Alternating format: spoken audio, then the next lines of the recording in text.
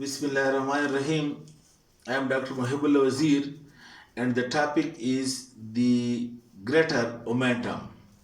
Now, look, when you give incision over here and open the abdomen and enter into the abdomen, you will see that anterior to the small intestine there is lying a strong sheet of peritoneum, and this strong sheet is having fat droplets in it and yellow patches which are called as milky points, and it hangs free, being attached superiorly to the greater curvature of stomach, and from it hangs free over the intestine. This free hanging fold of peritoneum attached superiorly to the greater curvature of stomach and inferiorly lying free over the intestine in the abdominal cavity, loaded with fats, that is being called as greater omentum. And now you can see this over here. As for you open the abdomen, you will see this yellow leaded, fat leaded apron-like structure lying over the intestine. And this is actually, now look, this is the stomach.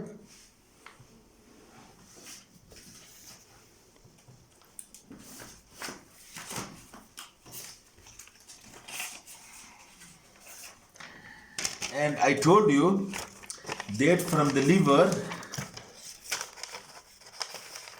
liver, a double-layered sheet comes over here to be attached with lesser curvature. Then these two layers passes, one anterior to the stomach and one posterior to the stomach, like this. Follow toward the left side these two layers from the stomach. These two layers, you can see one is this layer and one is this layer. If you follow these two layers toward the left, these two layers, number one, reach to the diaphragm and connect the stomach to the diaphragm, and these two layers that connect the stomach to the diaphragm, this is being called as gastrophrenic ligament.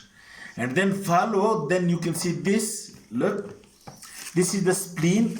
Then the two layers passes toward the spleen and encloses the spleen, and these two layers fold off peritoneum from the fundus of stomach to the spleen, that is called as gastrosplenic ligament.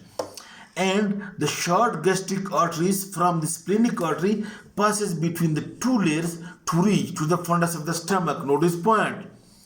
The short gastric arteries from the splenic artery passes to the fundus of the stomach between the two layers of gastrosplenic ligament. And you can see it over here. Look. This is the fundus of stomach, and this is the spleen. This is splenic artery. This short vessel, short gastric arteries, reaches to the fundus of stomach through the two layers of the gastrosplenic ligament. When you follow down the two layers, look, these two layers then reaches to the upper part of the kidney from the spleen, which lies over here. The two layers reaches to the upper part of the kidney from the spleen, and then from the spleen to the kidney, these two layers are being called as splenorenal or leno-renal ligament. Leno, L-E-I-N-O, leno-renal or splenorenal ligament. And between these two layers lies between these two layers lies this pancreas, and the splenic artery lies between these two layers of the splenorenal ligament, while between the two layers of the gastrosplenic ligament passes the short gastric arteries.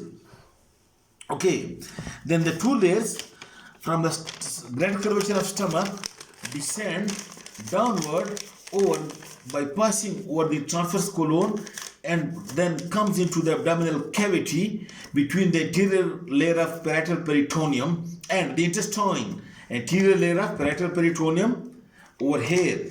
This is the anterior parietal peritoneum and the intestine. And then what happens, the point to be noted is that then these two layers fold upon itself like this, In this way, this fold now from the greater curvature of the stomach downward, now it has become four layered, and the most anterior layer will become the most posterior layer. But note the point that 2.5 centimeter below the greater curvature, from up to here, the layers are separated from one another. But below 2.5 centimeter, over here, all the four layers become fused with one another, and it makes a single organ or single flap or fold of peritoneum, actually made up of four layers, but now fused with one another. And present over here, there are fat particles over here loaded with fats, and the quantity of fat depends upon the nutrition condition of the individual. If he is more fatty, then the fats over here will be more. If less fatty, then the fats over here will be less. This free hanging four layer fold of peritoneum from the greater curvature of the stomach upon the intestine, this is being called as greater omentum of intestine.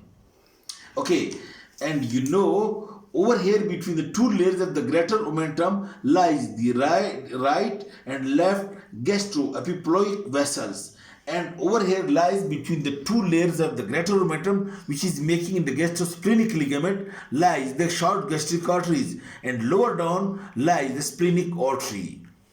And this greater omentum passes upward, ascend upward, and passes again over the transverse colon, and the over here, you know, look, this is the mesentery of the transverse colon, transverse mesocolon, and this is the body of the pancreas. It reaches over here to the body of the pancreas over here to be attached and partially fused with this transverse colon and the transverse mesocolon, dividing this greater sac into upper part, the upper compartment and lower compartment. And then, okay, and over here, you look, over here, you know that the greater omentum is attached over here to the greater curvature of stomach. So this part of the greater omentum between the stomach and the transverse colon, this part is called as gastrocolic omentum as well. This is the part of greater omentum, but this part is also called as gastrocolic compartment. So if you perforate through this, you can reach to this lesser sac. Through this gastrocolic compartment, you can reach to this lesser sac. Or from anterior side, through this lesser omentum you perforate, you can reach to this lesser sac. Or from below, you withdraw the intestine like that, through this transverse mesocolon you can reach to the lesser sac. In this way you can approach the lesser sac from over here, from the lesser omentum side, or from the gastrocolic compartment, or to the transverse mesocolon. Now this greater omentum, which hangs free over here between the parietal peritoneum of anterior abdominal wall and the intestine, this is loaded with fats and loaded with macrophages, and the macrophages make a small rounded yellowish particle which are called as milky points. Because of this macrophage loading, this greater sac of peritoneum is important, that it acts like a policeman. Anywhere if there is infection, it immediately gets transferred over this and encircle, for example, in acute appendicitis over here, or in acute cholecystitis over here. The omentum comes over here and surrounds the gallbladder or surround the appendix, so that the infection does not spread into the general peritoneal cavity. That's why it is also said to be as the policeman of the abdominal peritoneum, because it is loaded with macrophages and it limits the spread of the infection into the general peritoneal cavity. Okay, this is about the greater omentum. Thank you very much.